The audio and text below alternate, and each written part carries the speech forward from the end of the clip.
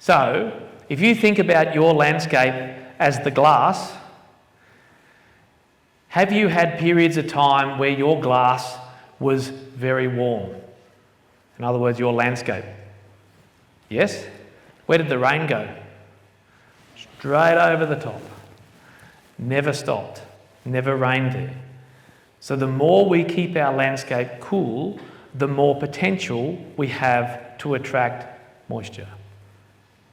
It's pretty simple, really, isn't it? You think about it. What's an example around your property?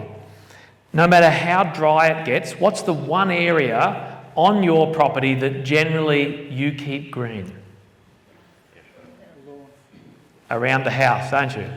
Now, that's your part of sanity, that you get to come back every day to a nice green area around the house. Yep? Now, when you walk out of the house every morning in bare feet, because I'm sure you're doing it, you're walking out with bare feet, no shirt on to get a bit of sun for the morning, you're grounding. You all do this, don't you? Oh, okay, it's just me. Okay, so you walk out there in bare feet. What's the first thing that happens to your feet when you walk on the grass? They get wet, don't they? But when you walk outside the gate and you go out into your daily job, what happens there? Dust. Dry. Now, if we think about that and we don't, what's different about what we do around the house compared to what we do out there? We maintain good plant coverage. We've got a lot of green plants in the system. And they're green plants of all height, yes? So maybe you water the lawn to keep the grass alive, but what else is going on around your yard? You'll usually have trees, won't you? And the trees will maintain some of that moisture movement, the cycling of moisture. So the trees are helping hold moisture in the landscape. But what have we done in the past with our trees out in our open landscape? Knock them down. Because what's the belief? The trees are actually taking the moisture from the grass. Yep? These are the things that we thought about. Everything we've done in the past is for a good reason. And it's because we thought we were doing the right thing at the time. So no one should ever criticise anybody for what they have done in the past. But if it becomes where you've learned something new and you don't change, maybe then you've got a problem. But if we recognise that all of these, when we've got a dry period, which most of the time we can't do anything about, go out around, well, look at the landscape when we go out there this afternoon. What plants do you think will be green right now? It'll be the trees and the shrubs. Most of our grasses are starting to go to sleep. So if we're relying on having green plants in there to cool our landscape to attract moisture, yet we've only got 5 trees in our paddock, we don't have a lot of green, do we? Not that I'm saying to you, oh, you need to go and plant trees or stop clearing trees or any of that. I'm just saying you need to give it consideration because these are the things that drive your weather systems. And it's really important to think about it. Have you had times where someone said, oh, Joe down there, Joe's got the river, the rain always follows the river. Or such and such has got a mountain, the rain always follows the mountain. Have you heard all that before? You've probably seen it. You've probably even said it yourself, but never thought about why is it that the rain follows the river? Why is it that the rain follows the hills? That is why. Because those areas are cooler and that's where water can no longer maintain as being gas and it converts back to being a liquid. Simple. As I say, this stuff is pretty simple. It's not difficult. So care for where the animals go. So we look at how can we run multiple species. We want diversity of animals. Now this is our operation. This is not for everybody running these sort of operations. They're too difficult. But what can you do? Let's say you are typically beef cattle, which I suspect most of you are. Is everybody here beef cattle? Anyone doing sheep? Nobody doing sheep? Okay, so you're beef cattle. So what could you do to increase diversity on your block of land? Think about it. What could you do? Birds? Okay, what do birds need? Ticks, yep, well that's a benefit. If you've got the birds eating the ticks, that's good. What else do they need? They need some habitat. So what do you need? Some trees? Yep. Some long plants, tall plants, whatever. So you can add diversity to your system without doing anything crazy like what we do on our farm. The key is having the diversity of animals as part of the system, having diversity of plants as part of the system. All of this stuff is positive. You've got to work out how you make it work in your operation. So this is how we operate. Everything's on a rotational system. How many of you guys are operating some sort of rotational grazing system? Yeah, a big portion of you? Yep. So we run, you know what I'm talking about when I talk about, Dick's going to talk about grazing, so I don't need to cover that very much. But you know what I'm talking about when I'm talking about having a rotation of animals, where you've got impact and then you've got rest or recovery for the plants. Yep. So the animals are moving around. So we're moving all of our animals. Nothing is fixed in any one place. So we run chickens. So on this farm, we run 10,500 chickens for eggs. We pack 60,000 eggs per week. Now that little business, that's 270 acres, and about 85 acres of that runs the chickens. The rest of it is cattle and pigs. That egg business, I was looking at the figures the other day, that egg business this year is going to bring in $1.87 million alone. So you can do these things on small acreage with diversity. But as I say, that's not for everybody. What's the benefit? Well, the benefit needs to be to the landscape. Is it improving the landscape or is it degrading the landscape? That's the important part, no matter what you do.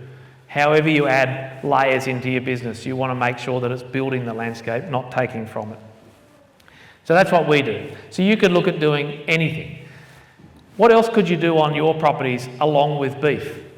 Forget about doing that, what we're talking about. What else? Are there other forms of income that you could bring into your system that benefit the landscape and benefit you financially?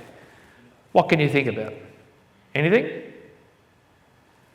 Come on, someone must have some sort of ideas. Geez, you're not very forward thinking, are you? Carbon, yeah. So you could be looking at carbon, yeah. What else? Timber, yep.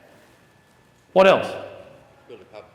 You could build a pub. Everyone needs to go and get that, see the glass. You need to see that, the evapotranspiration on the glass, yeah?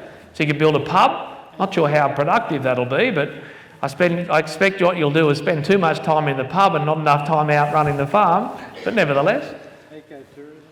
Ecotourism, yeah. That's a big thing right now. Location is obviously... What I want you to think about is there's so many more things that you can do in your farming operation than just what you've always done.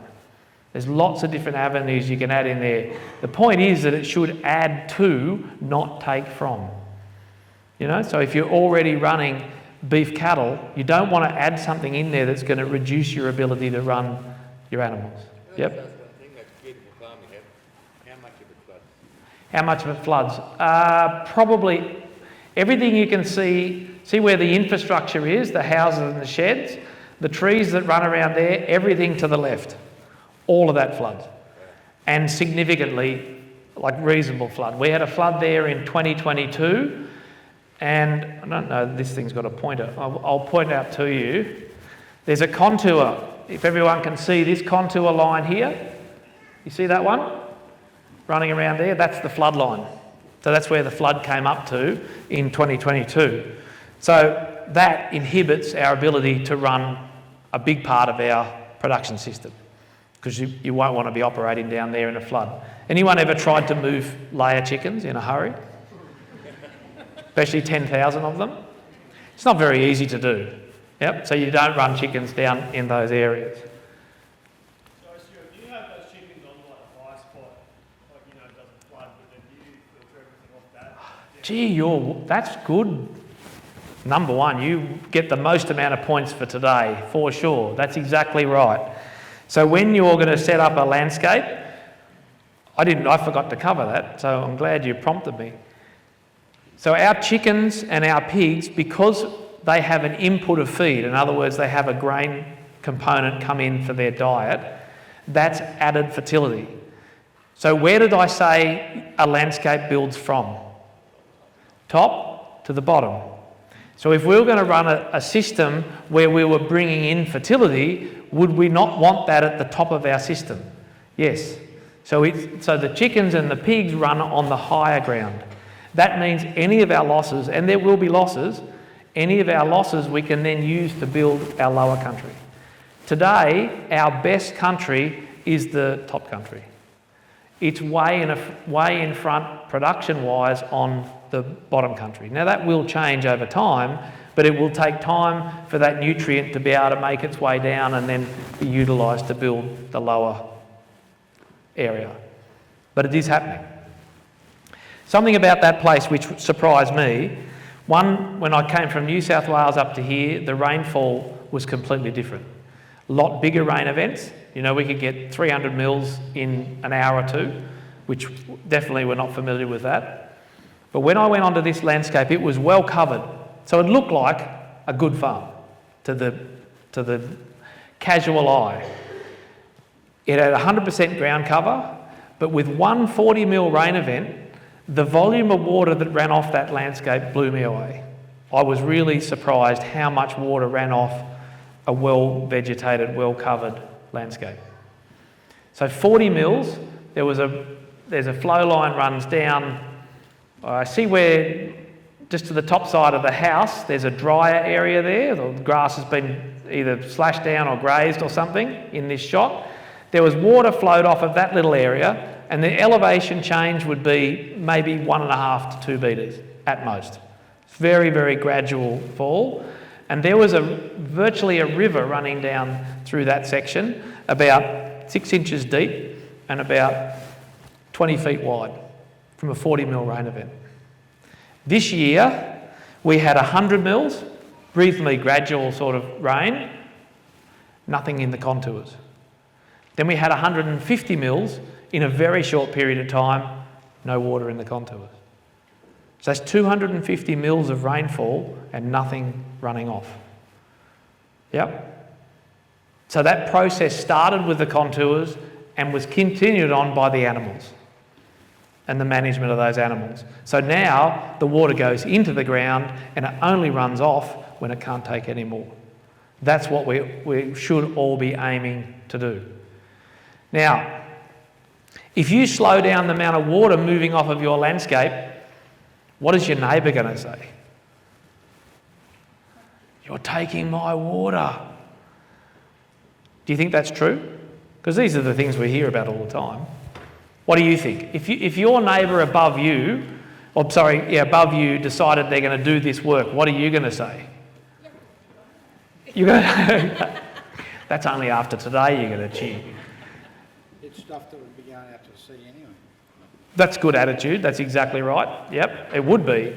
A lot of people, though, think that if you do something up on your land, that's going to negatively impact them because they're not going to get the water. Well, I want you to think about this. If you were to get... How many of you blokes have ever stood at the kitchen sink with a sponge in your hand? See, there's no hands going up. Isn't that disappointing? Every night, yeah, I knew you would be. So you're at the kitchen sink, right? You've got a sponge. And you sit the sponge on the sink and you get a jug of water. And you pour the jug of water into the sponge until the water starts running out of the sponge. Now you want to think about the sponge the same as your landscape or your soil. So you fill the sponge up and then you watch what happens over the next half hour. What do you think's going on? The dishes aren't getting done because you're watching the sponge. This is what's important. So if you have to, tell somebody